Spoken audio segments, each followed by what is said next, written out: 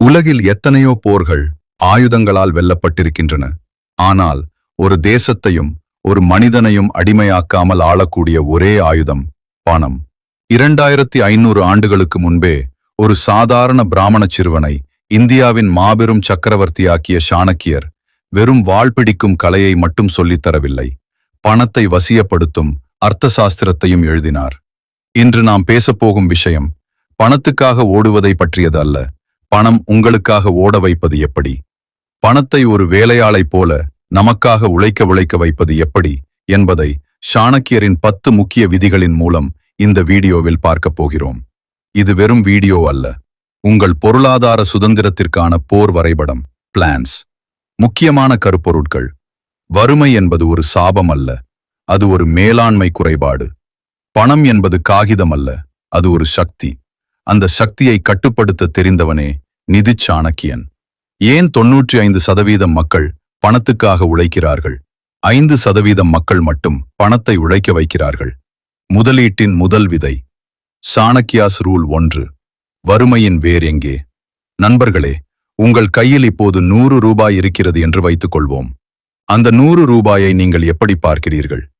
ஒருவேளை உணவா அல்லது ஒரு சினிமா டிக்கெட்டா? இல்லை, ஒரு சாணக்கியன் அந்த 100 ரூபாயை ஒரு ஆயுதமாக பார்ப்பான். 2000 ஆண்டுகளுக்கு முன்பே மகா அறிஞர் சாணக்கியர் ஒரு மிகச்சிறந்த உண்மையை சொன்னார். மூலதனம் இல்லாத வணிகம் பகல் கனவுக்குச் சமம். நம்மில் பலர் ஏன் வாழ்நாள் முழுவதும் பணத்திற்காக ஓடிக்கொண்டே இருக்கிறோம்?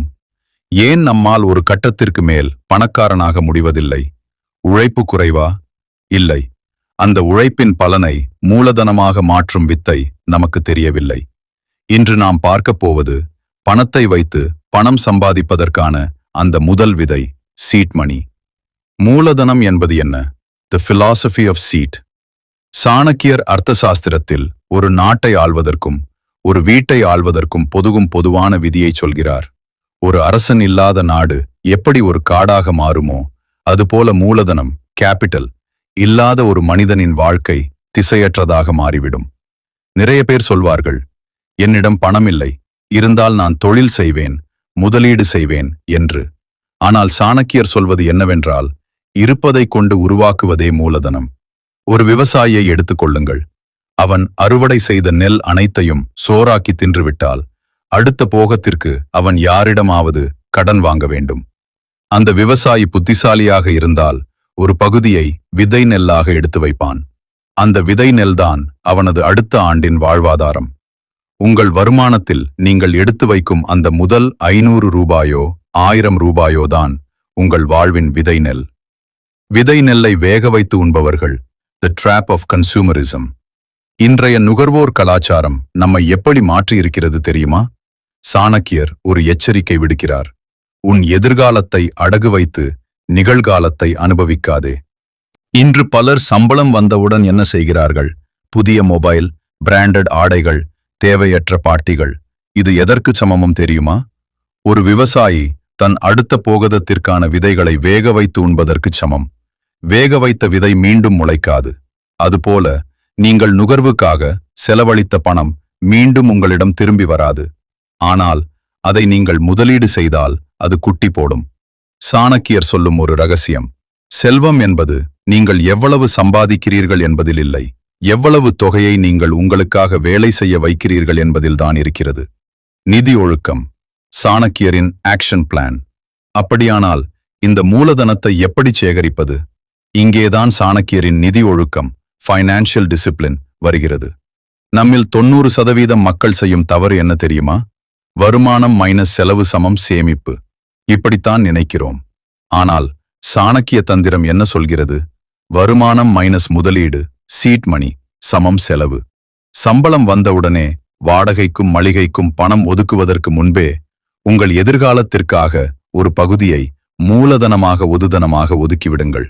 அந்த பணம் உங்கள் கையில் இல்லாதது போலவே நினைத்துக் கொள்ளுங்கள். சாணக்கியர் கூறுகிறார், சிறிய துளிகளே குடத்தை நிரப்புகின்றன.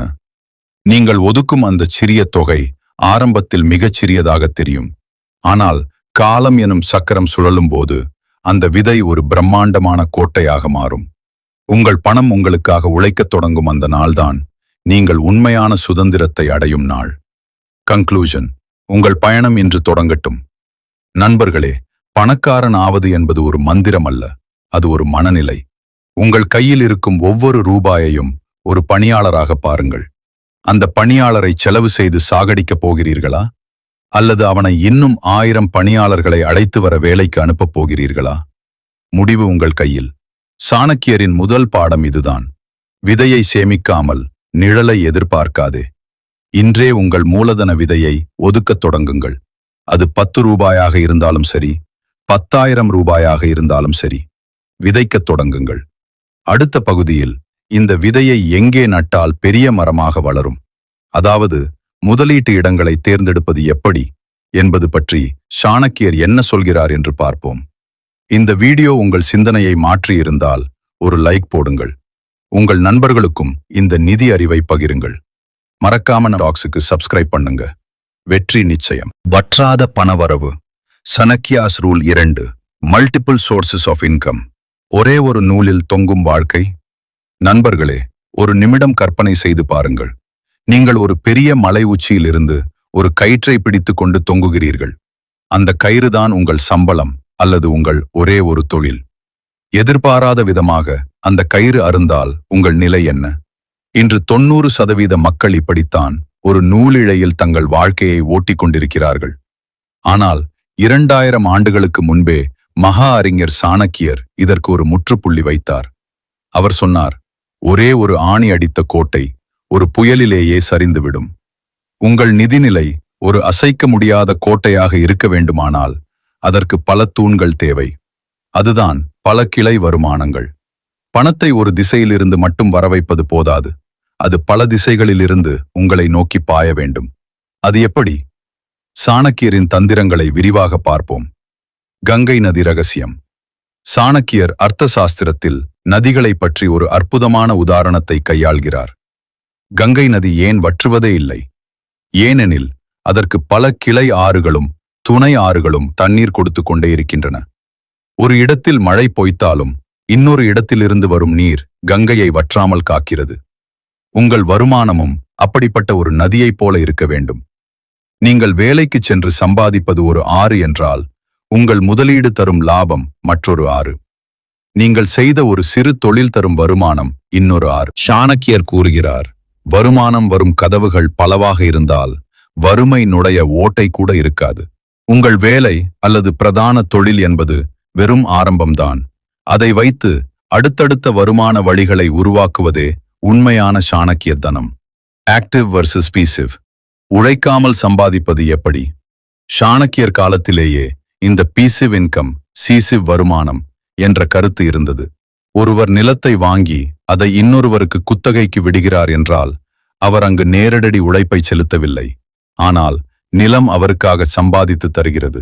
இன்றைய நவீன உலகில் இதை நாம் எப்படி பார்க்கலாம்? வாடகை, ரெண்டல் இன்கம். நீங்கள் ஒரு சொத்தை உருவாக்கி அதை வாடகைக்கு விடுவது. பங்குச்சந்தை லாபம், டிவிடெண்ட்ஸ். நல்ல நிறுவனங்களின் பங்குகளில் முதலீடு செய்து அவர்கள் தரும் லாபத்தை பெறுவது. அறிவுசார் சொத்துக்கள், இன்டெலெக்சுவல் ப்ராப்பர்ட்டி. நீங்கள் ஒரு புத்தகம் எழுதினாலோ அல்லது ஒரு டிஜிட்டல் கோர்ஸ் உருவாக்கினாலோ அது காலம் முழுவதும் உங்களுக்கு வருமானம் தரும். சாணக்கியர் வலியுறுத்துவது ஒன்றே ஒன்றுதான். உங்கள் உடல் உழைப்புக்கு ஒரு எல்லை உண்டு, ஆனால் உங்கள் பணத்தின் உழைப்புக்கு எல்லை இல்லை. நீங்கள் தூங்கும்போது உங்கள் பணம் உங்களுக்காக சம்பாதிக்கவில்லை என்றால் நீங்கள் சாகும் வரை உழைத்து கொண்டே இருக்க வேண்டியிருக்கும். பாதுகாப்பு வளையம், ரிஸ்க் மேனேஜ்மெண்ட். பல வழிகளில் வருமானம் ஈட்டுவது என்பது வெறும் பேராசை அல்ல, அது ஒரு பாதுகாப்பு, செக்யூரிட்டி. சாணக்கியர் ஒரு போர் வீரனைப் போல சிந்திக்கச் சொல்கிறார்.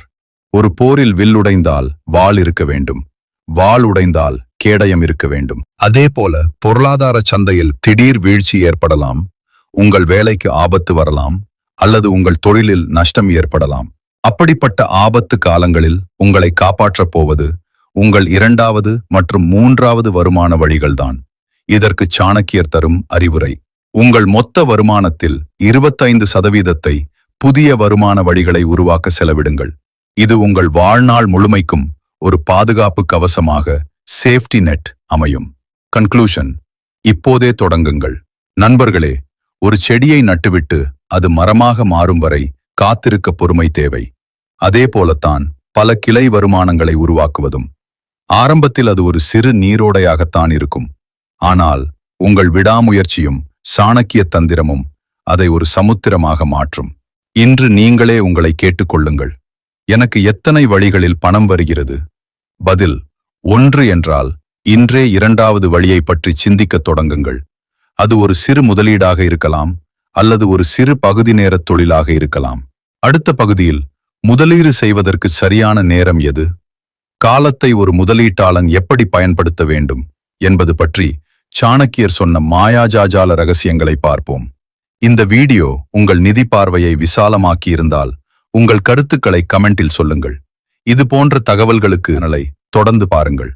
உங்கள் பொருளாதார பயணம் வெற்றிகரமாக அமைய வாழ்த்துக்கள். நன்றி. அவசர காலத்து ஆபத் பாந்தவன். சனக்கியாஸ் ரூல் 3. Liquidity versus assets. பசியில் இருக்கும்போது வைரம் எதற்கு? நண்பர்களே, கற்பனை செய்து பாருங்கள். நீங்கள் ஒரு பாலைவனத்தில் சிக்கிக் கொண்டீர்கள். உங்கள் கையில் 10 கிலோ தங்கம் இருக்கிறது, ஆனால் குடிப்பதற்கு ஒரு சொட்டு தண்ணீர் கூட இல்லை. அந்த நேரத்தில் அந்த பல கோடி மதிப்புள்ள தங்கம் உங்கள் உயிரை காப்பாற்றுமா, அல்லது ஒரு பாட்டில் தண்ணீரா? நிச்சயமாக அந்த தண்ணீர்தான். இதையேதான் சாணக்கியர் பொருளாதாரத்திற்கும் பொருத்தி பார்க்கிறார். ஆபத்து காலத்தில் உதவும் செல்வம் மட்டுமே உண்மையான செல்வம். எத்தனையோ பேர் கோடிக்கணக்கான மதிப்புள்ள சொத்துக்களை வைத்திருப்பார்கள், ஆனால் கையில் பணமில்லாமல் அவசர தேவைகளுக்காக திண்டாடுவார்கள். முதலீடு என்பது வெறும் சொத்துக்களை சேர்ப்பது மட்டுமல்ல, அந்த சொத்துக்களை சரியான நேரத்தில் பயன்படுத்த தெரிந்திருப்பதுமே ஆகும். இன்று நாம் பார்க்க போவது உங்கள் முதலீட்டு தொகுப்பில் போர்ட்ஃபோலியோ எதற்கு முதலிடம் கொடுக்க வேண்டும் என்பதை பற்றித்தான். சொத்துக்களின் வகைகள், assets versus liquidity. சாணக்கியர் அர்த்தசாஸ்திரத்தில் நிலத்தை அசைக்க முடியாத செல்வம், immovable asset என்கிறார். அது மகத்தானது. ஆனால் போர் வரும்போதோ அல்லது பஞ்சம் வரும்போதோ அந்த நிலத்தை அப்படியே தூக்கி கொண்டு ஓட முடியாது. அங்கேதான் திரவ நிலை செல்வம் அல்லது லிக்விடிட்டி தேவைப்படுகிறது. அசையா சொத்து, நிலம், வீடு விற்பதற்கு மாதங்களாகும். அசையும் சொத்து, தங்கம், ரொக்க பணம், அவசரமாக பணமாக்கக்கூடிய முதலீடுகள். சாணக்கியரின் தந்திரம் என்னவென்றால், உன் கோட்டை எவ்வளவு பெரியதாக இருந்தாலும் உன் கையில் எப்போதுமே போர் வீரர்களுக்கு கொடுக்க பொற்காசுகள் இருக்க வேண்டும். அதாவது உங்கள் மொத்த முதலீட்டில் ஒரு பகுதி எப்போதுமே உடனடியாக பணமாக்கும் நிலையில் இருக்க வேண்டும். அவசர கால நிதி, தி எமர்ஜென்சி ஃபண்ட் ஸ்ட்ராட்டஜி. சாணக்கியர் ஒரு அரசனுக்கு கொடுக்கும் மிகப்பெரிய அறிவுரை, பண்டகசாலை எப்போதுமே நிறைந்திருக்க வேண்டும். இன்றைய நவீன நிதி உலகில் இதையே நாம் எமர்ஜென்சி ஃபண்ட் என்கிறோம். வாழ்வில் எப்போது என்ன நடக்கும் என்று யாருக்கும் தெரியாது. திடீர் மருத்துவ செலவு, வேலை இழப்பு அல்லது தொழிலில் முடக்கம் ஏற்படலாம். அந்த நேரத்தில் நீங்கள் வாங்கிய நிலத்தையோ அல்லது வீட்டை அவசரத்திற்கு விற்க முற்பட்டால் அதன் உண்மையான மதிப்பை விட மிக குறைந்த விலைக்கே விற்க வேண்டியிருக்கும். அது உங்களுக்கு பெரிய நஷ்டம். இதை தவிர்க்க சாணக்கிய வழி என்ன? உங்கள் குறைந்தபட்சம் 6 மாத கால செலவுகளுக்கு தேவையான தொகையை மிக எளிதாக எடுக்கக்கூடிய வங்கிக் கணக்கிலோ அல்லது தங்கமாகவோ வைத்திருக்க வேண்டும். இது உங்கள் முதலீடுகளை பாதுகாக்கும் ஒரு கவசம். சமச்சீர் முதலீடு. ஒரு சிறந்த முதலீட்டாளன் என்பவன் ஒரு திறமையான போர் தளபதியை போன்றவன். அவன் தன் படைகளை ஒரே இடத்தில் குவிக்க மாட்டான். ஒரு பகுதியை நீண்ட கால வளர்ச்சிக்கும் growth, ஒரு பகுதியை உடனடி தேவைக்கும் liquidity, ஒரு பகுதியை பாதுகாப்பிற்கும் security பிரித்து வைப்பான். சாணக்கியர் சொல்கிறார், அளவுக்கு மிஞ்சினால் அமிர்தமும் நஞ்சு. நிலத்தில் மட்டுமே முதலீடு செய்வது ஆபத்து. அதேபோல எல்லா பணத்தையும் வெறும் ரொக்கமாக வைத்திருப்பது அறியாமை. ஏனெனில் பணவீக்கம், இன்ஃப்ளேஷன் உங்கள் பணத்தின் மதிப்பை அரித்துவிடும். எனவே உங்கள் முதலீடு சமச்சீராக இருக்க வேண்டும். நீண்ட கால லாபத்திற்கும் அவசர கால தேவைக்கும் இடையே ஒரு பாலத்தை உருவாக்குங்கள். கன்க்ளூஷன், இப்போதே திட்டமிடுங்கள். நண்பர்களே, செல்வம் என்பது உங்களை அடிமையாக்க கூடாது. அது உங்களை சுதந்திரமானவனாக மாற்ற வேண்டும். அந்த சுதந்திரம் எப்போது கிடைக்கும் தெரியுமா? எப்போது உங்களுக்கு பணத்தை பற்றிய பயம் இல்லையோ அப்போதுதான். இன்றே ஒரு கணக்கு போடுங்கள். உங்கள் சொத்துக்களில் எவ்வளவு சதவிகிதம் அவசரத்திற்கு உதவும்? எதுவும் இல்லை என்றால் இன்றே ஒரு சிறு தொகையை அவசர கால நிதியாக சேமிக்கத் தொடங்குங்கள். சாணக்கியரின் மூன்றாவது பாடம் இதுதான். வெள்ளம் வரும் முன் அணை கட்டு. ஆபத்து வரும்போது ஓடினால் தப்பிக்க முடியாது. அதற்கு முன்பே தயாராக இருப்பவனே சாணக்கியன். அடுத்த பகுதியில் பணத்தை பெருக்குவதில் காலம் என்பது ஒரு மாயாவி. சரியான நேரத்தை கணிப்பது எப்படி என்பது பற்றி பார்ப்போம். இந்த வீடியோ உங்களுக்கு பிடித்திருந்தால் லைக் பண்ணுங்க, நம்ம சேனலை சப்ஸ்கிரைப் பண்ணுங்க. உங்கள் நிதி எதிர்காலம் பிரகாசமாக அமைய வாழ்த்துக்கள். நன்றி. காலத்தை பணமாக்கும் வித்தை. சாணக்கியஸ் ரூல் 4, பவர் ஆஃப் காம்பவுண்டிங். காலமும் அம்பும். நண்பர்களே, சாணக்கியர் ஒரு முறை சொன்னார், எய்த அம்பும் கழிந்த காலமும் ஒருபோதும் திரும்பி வருவதில்லை. பணத்தை இழந்தால் சம்பாதித்து விடலாம், ஆனால் இழந்த நேரத்தை எவராலும் வாங்க முடியாது. ஒரு சாதாரண முதலீட்டாளருக்கும் ஒரு நிதி சாணக்கியனுக்கும் உள்ள மிகப்பெரிய வித்தியாசம் என்ன தெரியுமா? சாதாரண மனிதன் பணத்தை சம்பாதிக்க உழைக்கிறான், ஆனால் சாணக்கியன் காலத்தை வைத்து பணத்தை சம்பாதிக்கிறான். காலம் என்பது வெறும் கடிகாரம் உள்ளல்ல, அது பணத்தை இரட்டிப்பாக்கும் ஒரு மாயாவி. அந்த மாயாவியை உங்கள் வசம் இழுப்பது எப்படி?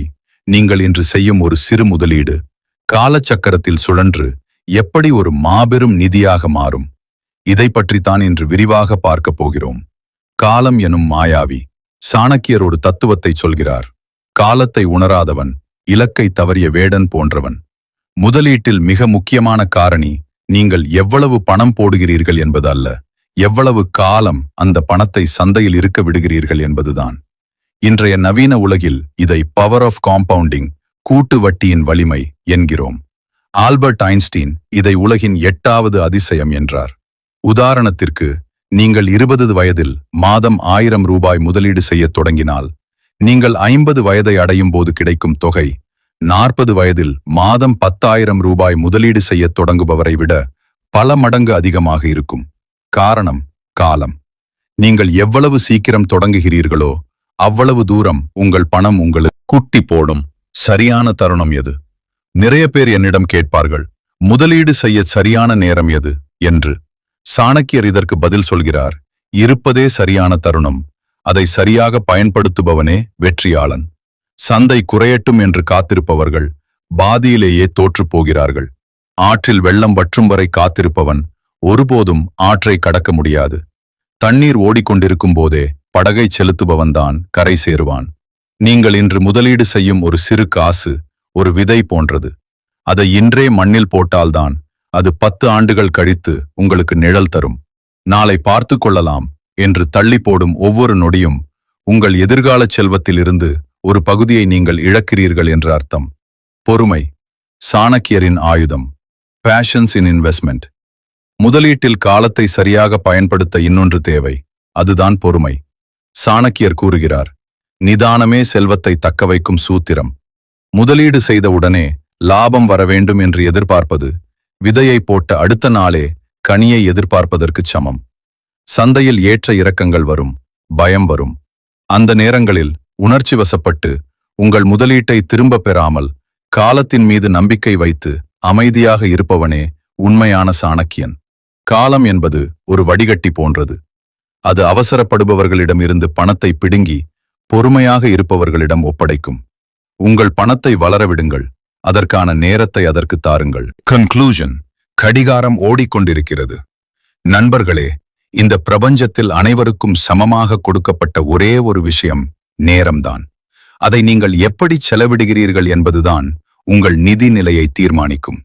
முதலீடு செய்ய மிகச்சிறந்த நேரம் நேற்று. அதற்கு அடுத்த சிறந்த நேரம் இன்று. இப்போது இந்த நொடியே உங்கள் முதலீட்டு பயணத்தை தொடங்குங்கள். காலம் உங்கள் பக்கம் இருந்தால் உலகம் உங்கள் காலடியில் இருக்கும். சாணக்கியரின் இந்த 4வது பாடம் உங்களுக்கு பயனுள்ளதாக இருந்ததா? மறக்காம கமெண்ட்ல சொல்லுங்க. அடுத்த பகுதியில் தெரியாத நபரிடம் பணத்தை கொடுக்காதே, மோசடிகளில் இருந்து தப்பிப்பது எப்படி என்பது பற்றி சாணக்கியர் சொன்ன அதிரடி விதிகளை பார்ப்போம். தொடர்ந்து இணைந்திருங்கள் நம்மளுடன். சப்ஸ்கிரைப் பண்ண மறக்காதீங்க. நன்றி. உங்கள் பணத்தை அபகரிக்க துடிக்கும் ஆசைகள். சாணக்கியாஸ் ரூல் 5, அவாய்டிங் ஃப்ரவுட் வேடனின் வலை. நண்பர்களே, ஒரு வேடன் பறவையை பிடிக்க வலையில் தானியங்களை தூவான். அந்த தானியங்கள் பறவையின் பசியை தீர்க்க அல்ல, அதன் உயிரை பறிக்க. 2000 ஆண்டுகளுக்கு முன்பே சாணக்கியர் எச்சரித்தார், இலவசமாகவும் எளிதாகவும் கிடைக்கும் எதையும் ஒருபோதும் நம்பாதே. இன்று பல கவர்ச்சிகரமான விளம்பரங்கள் வருகின்றன. ஒரே மாதத்தில் பணம் டபுள், உழைக்காமல் லட்சக்கணக்கில் சம்பாதிக்கலாம். இவை அனைத்தும் நவீன கால வேடர்கள் விரிக்கும் வலைகள். உங்கள் வியர்வை சிந்திச் சம்பாதித்த பணம் உங்கள் கண் முன்னாலேயே காணாமல் போகாமல் இருக்க வேண்டுமானால் சாணக்கியரின் இந்த 5வது விதியை நீங்கள் கட்டாயம் தெரிந்து கொள்ள வேண்டும். தெரியாத நபரிடமும் புரியாத தொழிலிலும் பணத்தை போடுவது தற்கொலைக்குச் சமம். மோசடி பேர்வழிகளின் அடையாளம். சாணக்கியர் அர்த்தசாஸ்திரத்தில் கபடதாரிகள் பற்றி ஒரு நீண்ட பட்டியலை கொடுத்துள்ளார். அன்று அவர்கள் வேடம் தரித்து வந்தார்கள், இன்று அவர்கள் டிஜிட்டல் திரையில் வருகிறார்கள். சாணக்கியர் சொல்கிறார், யார் ஒருவன் உழைக்காமல் மிக குறுகிய காலத்தில் பெரும் லாபம் தருவதாக கூறுகிறானோ அவன் உன் முதலுக்கே உலை வைக்கிறான் என்ற அர்த்தம். பணம் என்பது ஒரு விளைச்சல். அதற்கு விதை போட வேண்டும், தண்ணீர் ஊற்ற வேண்டும், காலம் எடுக்க வேண்டும். ஒரு செடி வளரத் தேவையான காலத்தை விட வேகமாக அது வளரும் என்று யாராவது சொன்னால் அங்கே ஏதோ சூது இருக்கிறது என்று அர்த்தம். ஒரு தொழிலின் பின்புலம் உங்களுக்கு புரியவில்லை என்றால் அந்த தொழிலுக்கு நீங்கள் அந்நியன். அந்நியமான இடத்தில் பணத்தை புதைக்காதீர்கள். நாணயம் அறிதல், தி இன்டெகிரிட்டி டெஸ்ட். சாணக்கியர் கூறுகிறார், ஒரு மனிதனை அவன் குணத்தால் மட்டுமே மதிப்பிடு, அவன் பேச்சால் அல்ல. நீங்கள் ஒரு நிறுவனத்திலோ அல்லது ஒரு நபரிடமோ பணத்தை கொடுக்கப் போகிறீர்கள் என்றால் முதலில் அவர்களின் நாணயத்தை, இன்டெகிரிட்டி, சோதியுங்கள். அவர்களின் கடந்த கால வரலாறு என்ன? கடினமான காலங்களில் அவர்கள் எப்படி நடந்து கொண்டார்கள்? அவர்களின் வெளிப்படைத்தன்மை, டிரான்ஸ்பேரன்சி எப்படி இருக்கிறது? உங்கள் பணத்தை பெறுவதற்கு முன் ஒருவன் தேனாக பேசுவான்.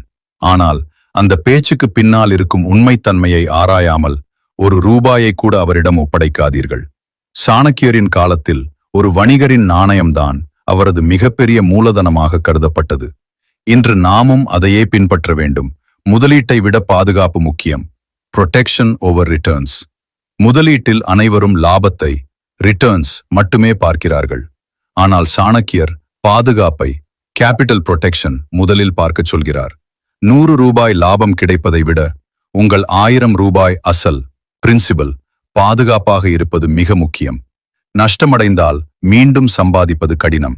எனவே ஹை ரிஸ்க் என்று சொல்லப்படும் அதிக அபாயம் உள்ள இடங்களில் உங்களால் இழக்க முடிந்த பணத்தை ரிஸ்க் கேபிட்டல் மட்டுமே போட வேண்டும். சாணக்கியர் ஒரு தந்திரத்தை சொல்கிறார். பணத்தை ஒரே இடத்தில் வைக்காதே, ஆனால் வைக்கும் இடங்களை முழுமையாக ஆராய்ந்து வை. தெரியாத துறையில் முதலீடு செய்வதற்கு பதில் தெரிந்த துறையில் குறைந்த லாபம் வந்தாலும் அதுவே மேல். கன்க்ளூஷன். விழிப்புணர்வே முதல் லாபம். நண்பர்களே, ஏமாறுபவர்கள் இருக்கும் வரை ஏமாற்றுபவர்கள் இருந்து கொண்டே இருப்பார்கள். உங்கள் பேராசைதான் அவர்களுக்கு பலம். சாணக்கியன் என்பவன் புத்திசாலி மட்டுமல்ல, அவன் ஒரு எச்சரிக்கை உணர்வு மிக்க போர்வீரன். யாராவது வந்து சீக்கிரம் பணக்காரன் ஆகலாம் என்று சொன்னால் சாணக்கியரின் இந்த விதியை நினைவுபடுத்திக் கொள்ளுங்கள். தெரியாத நபர், தெரியாத தொழில், இரண்டிற்கும் உங்கள் பணப்பெட்டியில் இடமில்லை. விழிப்புணர்வுடன் இருப்பதே நீங்கள் ஈட்டும் முதல் லாபம். இந்த வீடியோ உங்களுக்கு ஒரு எச்சரிக்கையாகவும் பாடமாகவும் இருந்ததா? அப்படியானால் உங்கள் நண்பர்களுக்கும் இதை தெரியப்படுத்துங்கள். அடுத்த பகுதியில் முதலீட்டு ரகசியம், உங்கள் திட்டங்களை எப்படி பாதுகாக்க வேண்டும் என்பது பற்றி சாணக்கியர் சொன்ன ரகசிய வழிகளை பார்ப்போம். சப்ஸ்கிரைப் பண்ணுங்க. உங்கள் பணம் பாதுகாப்பாக இருக்கட்டும். நன்றி. உங்கள் பணத்தை ரகசியமாக வளர்க்கும் கலை. Chanakya's rule 6, the power of secrecy, மௌனத்தின் வலிமை. நண்பர்களே, ஒரு ரகசியம் சொல்கிறேன். சாணக்கியர் ஒருமுறை சொன்னார், ஒரு காரியம் நிறைவேறும் வரை அதை யாரிடமும் சொல்லாதே. ஏனெனில் ஒரு திட்டத்தின் ரகசியம் கசியும் போது அதன் வலிமை பாதியாக குறைகிறது. நம்மில் பலர் செய்யும் மிகப்பெரிய தவறு என்ன தெரியுமா? ஒரு நிலம் வாங்கப் போகிறோம் என்றாலோ அல்லது ஒரு தொழிலில் முதலீடு செய்யப் போகிறோம் என்றாலோ அதை செயல்படுத்துவதற்கு முன்பே ஊர் முழுவதும் தம்பட்டம் அடிப்போம். ஆனால் ஒரு நிதி சாணக்கியன் அப்படி செய்ய மாட்டான். அவன் ஒரு வேட்டைக்காரனைப் போல அமைதியாக காத்திருந்து சரியான நேரத்தில் அம்பை செலுத்துவான். உங்கள் முதலீட்டு திட்டங்களை ஏன் ரகசியமாக வைக்க வேண்டும்? தகவல் கசிந்தால் உங்கள் லாபத்திற்கு என்ன ஆபத்து வரும்? சாணக்கியரின் இந்த அதிரடி ரகசியத்தை இன்று நாம் அலசப் போகிறோம். தகவல் ஒரு ஆயுதம். சாணக்கியர் காலத்திலேயே ஒற்றர் படை மிகவும் வலுவாக இருந்தது. ஒரு அரசன் எங்கே கோட்டை கட்டப் போகிறான், எங்கே போர் தொடுக்கப் போகிறான் என்பது தெரிந்தால் எதிரிகள் உஷாராகி விடுவார்கள். அதேதான் இன்றைய முதலீட்டு உலகிற்கும் பொருந்தும். நீங்கள் ஒரு குறிப்பிட்ட பங்குகளை வாங்கப் போகிறீர்கள் அல்லது ஒரு இடத்தை சீப்பிற்கு வாங்க திட்டமிடுகிறீர்கள் என்று வைத்துக் கொள்வோம். இந்த தகவல் மற்றவர்களுக்கு தெரிந்தால் என்ன நடக்கும்? போட்டி அதிகமாகும், விலையை ஏற்றி விடுவார்கள், அல்லது உங்களை தடுக்க பல முட்டுக்கட்டைகள் வரும். சாணக்கியர் கூறுகிறார், தகவல் என்பது ஒரு ஆயுதம். அதை உன் கையில் வைத்திருக்கும் வரை நீ பலசாலி. அதை நீ மற்றவரிடம் கொடுக்கும்போது நீ பலவீனம். திருஷ்டியும் தடைகளும். இது வெறும் மூட நம்பிக்கை அல்ல, இது ஒரு உளவியல். சாணக்கியர் எச்சரிக்கிறார், உன் வெற்றியை பார்த்து பொறாமைப்படுபவர்கள் உன் வீட்டிற்குள்ளேயே இருக்கலாம். நீங்கள் ஒரு பெரிய நிதி இலக்கை நோக்கி நகரும்போது அதை சுற்றி இருப்பவர்களிடம் சொல்லும்போது 2 விஷயங்கள் நடக்கும். எதிர்மறை எண்ணங்கள், இதெல்லாம் செட் ஆகாது, இப்போ மார்க்கெட் சரியில்லை, பணத்தை இழந்துட போற என்று உங்கள் தன்னம்பிக்கையை சிதைப்பார்கள். போட்டி, உங்கள் திட்டத்தை திருடி அவர்களே அதை செயல்படுத்த முயல்வார்கள். அதனால்தான் சாணக்கியர் சொல்கிறார், உங்கள் திட்டங்கள் அமைதியாக இருக்கட்டும், உங்கள் வெற்றிகள் சத்தம் போடட்டும். செயல் முடிந்து லாபம் கைக்கு வரும் வரை உங்கள் வாய் மூடியே இருக்க வேண்டும். 6 மணி முதல் 8:30 வரை. நிதி பாதுகாப்பும் ரகசியமும், பிரைவசி மற்றும் செக்யூரிட்டி. இன்றைய டிஜிட்டல் உலகில் உங்கள் நிதி நிலைமை, ஃபைனான்சியல் ஸ்டேட்டஸ் எவ்வளவு ரகசியமாக இருக்கிறதோ அவ்வளவு பாதுகாப்பாக நீங்கள் இருப்பீர்கள். உங்களுக்கு அதிக பணம் இருக்கிறது என்று தெரிந்தால் தேவையற்ற கடன் கேட்பவர்கள் வருவார்கள். உங்களை ஏமாற்றத் துடிக்கும் மோசடி பேர்வழிகள் உங்களை சூழ்ந்து கொள்வார்கள். சாணக்கியர் சொல்கிறார், ஒரு மனிதன் தன் வருமானம், தன் குடும்ப ரகசியம் மற்றும் தான் செய்த தானம், இந்த 3ஐயும் ரகசியமாகவே வைத்திருக்க வேண்டும். முதலீடு என்பது ஒரு தனிப்பட்ட பயணம். எங்கே நிலம் வாங்குகிறீர்கள், எவ்வளவு தங்கம் வைத்திருக்கிறீர்கள் என்பதை விளம்பரப்படுத்த வேண்டிய அவசியமில்லை. உங்கள் நிதி நிலைமை ஒரு இரும்பு கோட்டை போல ரகசியமாக இருக்கட்டும். கன்க்ளூஷன், மௌனமே உங்கள் பலம். நண்பர்களே, வெற்றியாளர்களின் வரலாறு எப்போதும் மௌனமாகவே தொடங்குகிறது. ஒரு விதை மண்ணிற்கு அடியில் ரகசியமாக இருக்கும்போதுதான் அது முளைத்து மரமாக வெளிவருகிறது. அதுபோல உங்கள் முதலீட்டு திட்டங்களும் ரகசியமாக வளரட்டும். இன்றிலிருந்து ஒரு சபதம் எடுங்கள், செயல்படுத்தி முடிக்கும் வரை உங்கள் அடுத்த நகர்வை யாரிடமும் சொல்லாதீர்கள். உங்கள் வங்கி இருப்பு உயரட்டும், ஆனால் உங்கள் திட்டங்கள் ரகசியமாகவே இருக்கட்டும். இந்த வீடியோ உங்கள் சிந்தனையை மாற்றி இருந்தால் லைக் பண்ணுங்க. சாணக்கியரின் இந்த ரகசிய விதி உங்களுக்கு பிடித்திருக்கிறதா? கமெண்ட்ல சொல்லுங்க.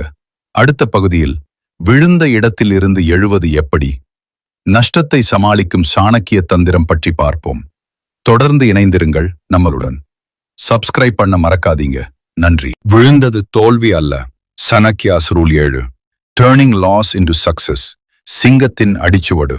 நண்பர்களே, ஒரு சிங்கம் 4 அடி பின்னோக்கி செல்கிறது என்றால் அது பயந்து விட்டது என்று அர்த்தமல்ல, அது ஒரு பெரிய பாய்ச்சலுக்கு தயாராகிறது என்று அர்த்தம். முதலீட்டு பயணத்தில் நஷ்டம் என்பது தவிர்க்க முடியாத ஒன்று. ஆனால் ஒரு நஷ்டம் வந்தவுடன் மொத்தமாக முடங்கி போய் விடுபவர்களுக்கும் அந்த நஷ்டத்தையே ஏணியாக மாற்றி மேலே ஏறுபவர்களுக்கும் இடையே உள்ள வித்தியாசம்தான் சாணக்கிய தந்திரம். சாணக்கியர் சொல்கிறார், விழுவது தோல்வி அல்ல, விழுந்த இடத்திலேயே கிடப்பதுதான் தோல்வி. ஒரு முதலீடு நஷ்டமடைந்தால் நீங்கள் அழுவதற்கு பதில் ஆராயத் தொடங்கினால் அந்த புள்ளியிலிருந்தே உங்கள் வெற்றி பயணம் தொடங்குகிறது. இன்று நாம் பார்க்க போவது நஷ்டத்தை எப்படி லாபமாக மாற்றுவது. நஷ்டம் என்பது ஒரு கல்வி கட்டணம். நீங்கள் ஒரு தொழிலில் அல்லது பங்குச்சந்தையில் 10,000 ரூபாயை இழக்கிறீர்கள் என்று வைத்துக் கொள்வோம். அந்த 10,000 ரூபாயை நீங்கள் இழப்பு என்று பார்த்தால் அது வெறும் வருத்தம்தான். ஆனால் அதையே நீங்கள் அந்த தொழிலை கற்றுக்கொள்ளச் செலுத்திய கல்வி கட்டணம் என்று பாருங்கள். சாணக்கியர் கூறுகிறார், அனுபவத்தை விடச் சிறந்த ஆசான் யாரும் இல்லை. நீங்கள் எதனால் அந்த பணத்தை இழந்தீர்கள்? பேராசையினாலா, அவசரத்தினாலா, அல்லது போதிய ஆராய்ச்சி இல்லாததாலா?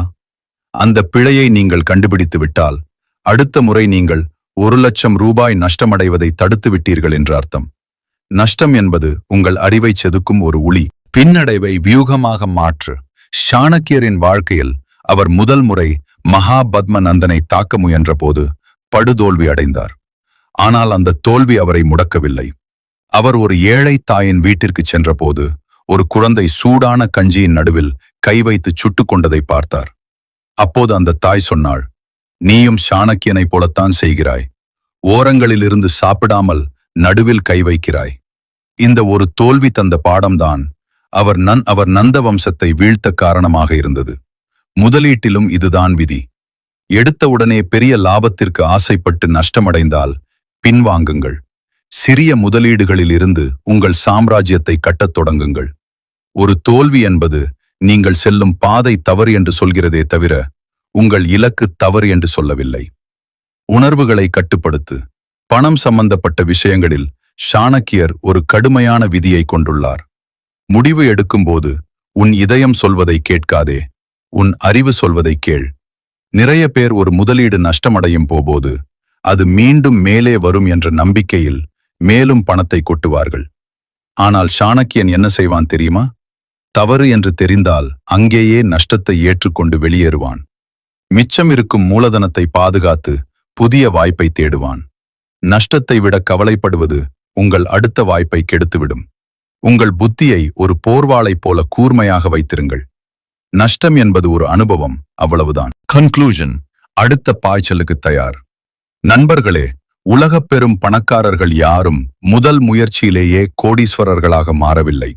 அவர்கள் பலமுறை விழுந்து ஒவ்வொரு வீழ்ச்சியிலிருந்தும் ஒரு பாடத்தை கற்றுக்கொண்டவர்கள்தான். சாணக்கியரின் இந்த 7வது பாடம் உங்களுக்கு சொல்வது ஒன்றே ஒன்றுதான். உங்கள் கடந்த கால நஷ்டங்கள் உங்கள் எதிர்கால வெற்றியை தீர்மானிக்காது. அந்த நஷ்டங்களிலிருந்து நீங்கள் கற்ற பாடங்கள்தான் உங்களை ஒரு நிதி மேதையாக மாற்றும். இந்த வீடியோ உங்களுக்கு தன்னம்பிக்கை தந்திருந்தால் ஒரு லைக் போடுங்கள். உங்கள் தோல்விகளிலிருந்து நீங்கள் கற்ற பாடம் என்ன? கமெண்ட்ல சொல்லுங்க. அடுத்த பகுதியில் முதலீடும் சமூக அறமும் அறச்செயல்கள் உங்கள் பணத்தை எப்படி பாதுகாக்கும் என்பதை பற்றி பார்ப்போம். சப்ஸ்கிரைப் பண்ண மறக்காதீங்க. விழுந்த இடத்திலிருந்து எழுவோம். நன்றி. தர்மம் தலை காக்கும் நிதி தந்திரம். Chanakya's rule 8, the ethics of wealth. கொடுப்பதால் வளருமா? நண்பர்களே, ஒரு விசித்திரமான கேள்வி. உங்கள் பணப்பெட்டியில் இருக்கும் பணத்தை எடுத்து இன்னொருவருக்கு கொடுத்தால் உங்கள் பணம் குறையுமா அல்லது கூடுமா? கணிதப்படி பார்த்தால் குறைய வேண்டும். ஆனால் சாணக்கியரின் பொருளாதார விதிப்படி பார்த்தால் அது கூடும். மகா அறிஞர் சாணக்கியர் அர்த்த சாஸ்திரத்தில் ஒரு வியக்கத்தக்க உண்மையை சொல்கிறார். குளத்தில் இருக்கும் நீர் வெளியேறிக் கொண்டே இருந்தால்தான் புதிய நீர் ஊற்றெடுக்கும். அதுபோல செல்வம் என்பது பகிர்ந்தளிக்கப்படும் போதுதான் பெருகும். நம்மில் பலர் பணத்தை சேர்ப்பது மட்டுமே முதலீடு என்று நினைக்கிறோம். ஆனால் ஒரு பகுதியை சமூகத்திற்காக செலவிடுவது என்பது உங்கள் செல்வத்திற்கு நீங்கள் போடும் ஒரு இன்சூரன்ஸ் போன்றது. அது எப்படி? தர்மம் செய்வதால் ஒரு மனிதனின் வங்கி இருப்பு எப்படி உயரும்? சாணக்கியரின் இந்த ரகசிய பக்கத்தை இன்று புரட்டுவோம். வருமானத்தின் 4 பங்குகள். சாணக்கியர் ஒரு மனிதனின் வருமானத்தை 4 சமபாகங்களாக பிரிக்கச் சொல்கிறார். ஒரு பங்கு குடும்ப பராமரிப்பு, ஒரு பங்கு தொழிலை வளர்க்க, ஒரு பங்கு எதிர்கால பாதுகாப்பு, ஒரு பங்கு அறச்செயல்கள். இந்த 4வது பங்கை ஏன் கொடுக்க வேண்டும்? சாணக்கியர் கூறுகிறார், அறநெறியற்ற செல்வம் விஷம் கலந்த உணவை போன்றது. நீங்கள் வாழும் சமூகம் வறுமையில் வாடினால் உங்கள் செல்வம் அங்கே பாதுகாப்பாக இருக்காது. ஒரு வலிமையான சமூகத்தில்தான் உங்கள் தொழில் நிம்மதியாக வளர முடியும். அறச்செயல் என்பது வெறும் புண்ணியம் தேடும் வழி அல்ல. அது உங்கள் செல்வத்தை சுற்றியுள்ள ஒரு பாதுகாப்பு கோட்டை. சமூக முதலீடு, சோஷியல் இன்வெஸ்ட்மெண்ட். இன்றைய கார்ப்பரேட் உலகில் இதை CSR, கார்ப்பரேட் சோஷியல் ரெஸ்பான்சிபிலிட்டி என்கிறார்கள். ஆனால் சாணக்கியர் இதை அன்றே வலியுறுத்தினார். ஏழை மாணவர்களுக்கு கல்வி கொடுப்பது, மருத்துவ உதவிகள் செய்வது, பொதுமக்களுக்கு பயன்படும் நீர்நிலைகளை உருவாக்குவது, இவை எப்படி முதலீடாக மாறும்? நீங்கள் யாருக்கு கல்வி கொடுக்கிறீர்களோ அவரே எதிர்காலத்தில் உங்கள் நிறுவனத்திற்கு சிறந்த ஊழியராக வரலாம். நீங்கள் எங்கே நற்பெயரை விதைக்கிறீர்களோ அங்கேதான் உங்கள் பிராண்ட் வேல்யூ வளரும். சாணக்கியர் சொல்கிறார், மக்களின் நன்மதிப்பை பெற்ற வணிகன் அரசனை விடவும் பலசாலி. உங்கள் பணம் சமூகத்தின் வளர்ச்சிக்காக பயன்படும் போது அந்த சமூகம் உங்கள் செல்வத்தை பாதுகாக்கும் கேடயமாக மாறும். நேர்மையான செல்வம், எத்திக்கல் வெல்த். பணத்தை சம்பாதிப்பதில் நேர்மை மிக முக்கியம் என்கிறார் சாணக்கியர். தவறான வழியில் வரும் செல்வம் 10 ஆண்டுகள் வரை நிலைக்கும். 11வது ஆண்டில் அது அசலோடு அழிந்துவிடும். பணத்தை வைத்து பணம் சம்பாதிப்பதில் பேராசை கண்ணை மறைக்கும் போது நாம் பலருக்கு தீங்கு செய்ய துணிவோம். ஆனால் அந்த பகை, envy உங்கள் சாம்ராஜ்யத்தையே அழித்துவிடும். அறச்செயல்கள் உங்கள் மனதை சுத்தப்படுத்தும். அது உங்களுக்கு தெளிவான சிந்தனையை கொடுக்கும். தெளிவான சிந்தனை இருக்கும் இடத்தில்தான் சரியான முதலீட்டு முடிவுகளை எடுக்க முடியும். நேர்மையான வழியில் சம்பாதித்து அதில் ஒரு பகுதியை தர்மம் செய்பவனிடம் திருமகள் லட்சுமி நிரந்தரமாக குடிபுகுவாள் என்பது சாணக்கியரின் வாக்கு. கன்க்ளூஷன்: கொடுத்தால் கிடைக்கும். நண்பர்களே, செல்வம் என்பது வெறும் எண்கள் அல்ல, அது நீங்கள் உருவாக்கும் மதிப்பு. நீங்கள் உலகுக்கு எவ்வளவு நன்மையை தருகிறீர்களோ அவ்வளவு நன்மைகள் செல்வமாக உங்களை தேடி வரும். இன்றிலிருந்து ஒரு சிறு தொகையை அறச்செயல்களுக்காக ஒதுக்குங்கள். அது உங்கள் மனதிற்கு அமைதியையும் உங்கள் சொத்துக்களுக்கு பாதுகாப்பையும் தரும். சாணக்கியரின் இந்த 8வது பாடம் உங்கள் மனதை தொட்டதா? கமெண்ட்ல சொல்லுங்க. அடுத்த பகுதியில் உடல் நலமும் பொருளாதாரமும், உடல் ஆரோக்கியம் எப்படி உங்கள் சேமிப்பை உயர்த்தும் என்பது பற்றி சாணக்கியர் சொன்ன மருத்துவ பொருளாதார ரகசியங்களை பார்ப்போம். சப்ஸ்கிரைப் பண்ணுங்க. நம் தர்மம் காக்க உங்கள் செல்வம் பெருகட்டும். நன்றி. உங்கள் உடலே உங்கள் முதல் சொத்து. சாணக்கியாஸ் ரூல் 9: ஹெல்த் ஆஸ் வெல்த். படுக்கையில் கிடக்கும் கோடீஸ்வரன். நண்பர்களே, கற்பனை செய்து பாருங்கள். ஒருவரிடம் 1000 கோடி ரூபாய் சொத்து இருக்கிறது. ஆனால் அவரால் ஒரு வேளை உணவை கூட ரசித்து உண்ண முடியாது. ஒரு படி கூட நடக்க முடியாது. எப்போதும் மருத்துவமனை படுக்கையிலேயே கிடக்க வேண்டும். அந்த 1000 கோடி அவருக்கு மகிழ்ச்சியை தருமா? மகா அறிஞர் சாணக்கியர் ஒரு மிகச்சிறந்த பொருளாதார விதியை சொல்கிறார். நோயற்ற வாழ்வே குறைவற்ற செல்வம் என்பது வெறும் பழமொழி அல்ல, அது ஒரு முதலீட்டு விதி. நீங்கள் எவ்வளவுதான் கஷ்டப்பட்டு பணத்தை சம்பாதித்தாலும் அந்த பணத்தை அனுபவிக்க உங்களிடம் ஆரோக்கியமான உடல் இல்லை என்றால் நீங்கள் சேர்த்த செல்வம் அனைத்தும் மருத்துவர்களுக்கும் மருந்து நிறுவனங்களுக்கும் தான் சொந்தமாகும். உங்கள் சேமிப்பை அழிக்கும் மிகப்பெரிய எதிரி நோய். அந்த எதிரியை வெல்வது எப்படி? சாணக்கியரின் மருத்துவ பொருளாதார ரகசியங்களை இன்று பார்ப்போம். உழைப்பிற்கு கருவி உங்கள் உடல். ஒரு தொழிலாளிக்கு அவன் வைத்திருக்கும் கருவிகள் எவ்வளவு முக்கியமோ, ஒரு முதலீட்டாளருக்கும் தொழிலதிபருக்கும் அவர் உடல் அவ்வளவு முக்கியம். சாணக்கியர் கூறுகிறார், உடல் நலம் என்பது ஒரு போர் வீரனின் கவசம் போன்றது.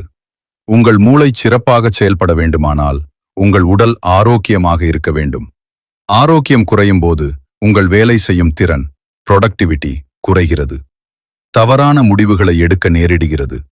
மருத்துவ செலவுகள் உங்கள் முதலீட்டு திட்டத்தையே தலைகீழாக மாற்றுகிறது. ஒவ்வொரு முறையும் நீங்கள் உங்கள் ஆரோக்கியத்தை புறக்கணிக்கும் போது உங்கள் எதிர்கால செல்வத்திலிருந்து ஒரு பெரிய தொகையை அபராதமாக செலுத்த தயாராகிறீர்கள் என்ற அர்த்தம். மருத்துவ செலவு எனும் கசிவு சாணக்கியர் அர்த்தசாஸ்திரத்தில் ஒரு நாட்டின் குடிமக்கள் ஆரோக்கியமாக இருப்பதன் முக்கியத்துவத்தை வலியுறுத்துகிறார். ஏனெனில் ஒரு நோயாளி நாட்டிற்கு சுமை. தனிமனித வாழ்விலும் இதுதான் உண்மை. Passive loss. நீங்கள் நோயுற்றிருக்கும் நாட்களில் உங்கள் வருமானம் நிற்கிறது. Active loss. உங்கள் சேமிப்பு மருத்துவ செலவுகளுக்காக கரைகிறது. இன்றைய நவீன உலகில் ஒரு அறுவை சிகிச்சைக்கோ அல்லது நீண்ட கால மருத்துவ பராமரிப்பிற்கோ ஆகும் செலவு உங்கள் 10 ஆண்டு கால சேமிப்பை ஒரே வாரத்தில் அழித்துவிடும். சாணக்கியர் சொல்வது என்னவென்றால், உணவே மருந்து. சரியான உணவு பழக்கம், போதிய உறக்கம் மற்றும் உடற்பயிற்சி ஆகியவை நீங்கள் செய்யும் மிகச்சிறந்த முதலீடுகள். இதற்காக நீங்கள் செலவிடும் நேரம் எதிர்காலத்தில் லட்சக்கணக்கான ரூபாய்களை மிச்சப்படுத்தும். மன ஆரோக்கியமும் நிதி முடிவுகளும்.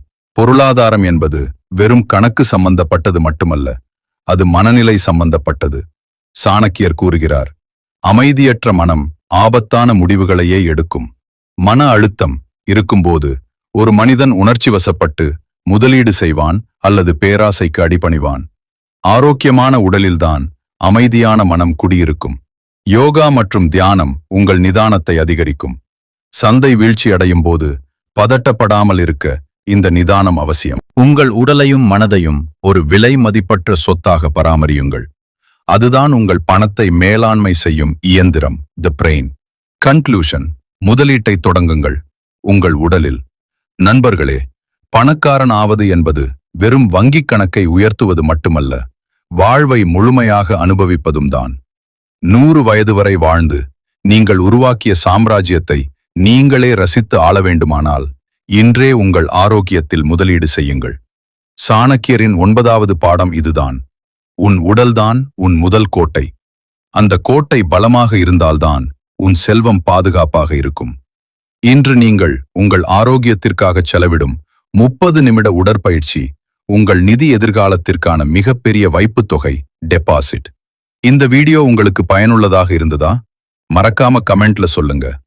அடுத்த பகுதியில் இந்த தொடரின் இறுதிப் பாடமான வாரிசுகளுக்கான நிதி அறிவு, உங்கள் செல்வத்தை தக்க வைக்கும் தலைமுறையை உருவாக்குவது எப்படி என்பது பற்றி பார்ப்போம். தொடர்ந்து இணைந்திருங்கள். சப்ஸ்கிரைப் பண்ணுங்க. ஆரோக்கியமே செல்வம். நன்றி. உங்கள் வாரிசுகளை நிபுணர்களாக்குங்கள். சனக்கியாஸ் ரூல் 10, ஃபைனான்சியல் லெகேசி, ஒரு ராஜாவின் கவலை. நண்பர்களே, ஒரு பெரிய சாம்ராஜ்யத்தை கட்டி முடித்த ஒரு ராஜாவிடம் கேட்கப்பட்டது, உங்கள் சாம்ராஜ்யம் எத்தனை காலத்திற்கு நிலைக்கும் என்று. அதற்கு அந்த ராஜா சொன்னார், என் மகன் இதை பராமரிக்க தெரிந்தவனாக இருந்தால் இது 1000 ஆண்டுகள் நிலைக்கும். அவன் வெறும் அனுபவிக்க தெரிந்தவனாக இருந்தால் இது என் காலத்திலேயே அழிந்துவிடும். இன்று நீங்கள் கஷ்டப்பட்டு சேர்க்கும் சொத்துக்கள் உங்கள் குழந்தைகளுக்கு ஆசீர்வாதமா அல்லது சாபமா? 2000 ஆண்டுகளுக்கு முன்பே சாணக்கியர் எச்சரித்தார், மூடன் கையில் இருக்கும் செல்வம் குரங்கு கையில் இருக்கும் கொள்ளி போன்றது. உங்கள் பிள்ளைகளுக்கு பணத்தை விட பெரிய சொத்து எது? உங்கள் செல்வத்தை அடுத்த தலைமுறைக்கு எப்படி கடத்த வேண்டும்? சாணக்கியரின் இந்த இறுதி பாடத்தை இன்று விரிவாக பார்ப்போம். பணத்தை விட பெரிய சொத்து அறிவு. Wealth versus wisdom. சாணக்கியர் அர்த்தச சாஸ்திரத்தில் ஒரு மிக தெளிவான கருத்தை சொல்கிறார். பிள்ளைகளுக்கு பணத்தை கொடுப்பதை விட பணத்தை சம்பாதிக்கும் மற்றும் கையாளும் அறிவை கொடுப்பதே ஒரு தந்தை செய்யும் மிகப்பெரிய கடமை. நம்மில் பலர் என் பிள்ளைகள் கஷ்டப்படக்கூடாது என்று நினைத்து பணத்தை சேர்த்து வைக்கிறோம். ஆனால் அவர்களுக்கு பணத்தின் மதிப்பு தெரியாமல் போனால் அவர்கள் அதை ஒரு நொடியில் அழித்து விடுவார். ஒருவனுக்கு ஒரு மீனை தருவது அவன் ஒரு வேளை பசியை தீர்க்கும். ஆனால் அவனுக்கு மீன் பிடிக்க கற்றுக் கொடுப்பது அவன் ஆயுட்கால பசியையும் தீர்க்கும். உங்கள் குழந்தைகளுக்கு பணத்தை சேமிப்பதையும் முதலீடு செய்வதையும் சிறு வயதிலேயே பழக்கப்படுத்துங்கள். அதுதான் அவர்கள் காலத்திற்கும் அழியாத சொத்து. கஷ்டத்தின் மதிப்பு, the value of hard work. சாணக்கியர் ஒரு அரசகுமாரனுக்கு கொடுக்கும் பயிற்சியே அவனை கடினமான சூழ்நிலைகளில் வாழ வைப்பதுதான். அப்போதுதான் அவனுக்கு பொருட்களின் மதிப்பும் உழைப்பின் அருமையும் புரியும். இன்றைய நவீன உலகில் உங்கள் குழந்தைகளுக்கு அவர்கள் கேட்கும் அனைத்தையும் உடனே வாங்கி கொடுக்காதீர்கள். அவர்களுக்கு ஒரு இலக்கை கொடுங்கள். கோல் செட்டிங். இதை செய்தால்தான் இது கிடைக்கும் என்ற உழைப்பின் விதியை கற்றுக் கொடுங்கள். அவர்களுக்கு ஒரு சேமிப்பு குண்டியல் அல்லது வங்கி கணக்கை உருவாக்கி பணத்தை எப்படி கையாள வேண்டும் என்பதை நேரடி அனுபவமாக தாருங்கள். செல்வம் என்பது ஓடும் நதி போன்றது. அதை அணை கட்டி பாதுகாக்க தெரியாதவன் கையில் அது தங்காது. குடும்பத்தின் கணக்கு வழக்குகளும் ஒற்றுமையும். Family unity in finance. சாணக்கியர் கூறுகிறார், ஒரு வீட்டின் கணக்கும் வழக்கும் சீராக இருந்தால் அந்த வீட்டில் லட்சுமி கடாட்சம் நிலைத்திருக்கும். உங்கள் குடும்பத்தில் உள்ளவர்களிடம், குறிப்பாக உங்கள் மனைவியிடம் மற்றும் பிள்ளைகளிடம் உங்கள் நிதி திட்டங்களை பகிர்ந்து கொள்ளுங்கள். நிதி அறிவு என்பது ஒரு தனிநபர் விஷயம் அல்ல, அது ஒரு கூட்டு பொறுப்பு. வீட்டில் நடக்கும் வரவு செலவுகளை குழந்தைகளுக்கு காட்டுங்கள். கடன் வாங்குவதை தவிர்க்கும் கலையை சொல்லிக் கொடுங்கள். ஆடம்பரத்தை விட அவசியத்திற்கு முக்கியத்துவம் கொடுக்க பழக்கப்படுத்துங்கள்.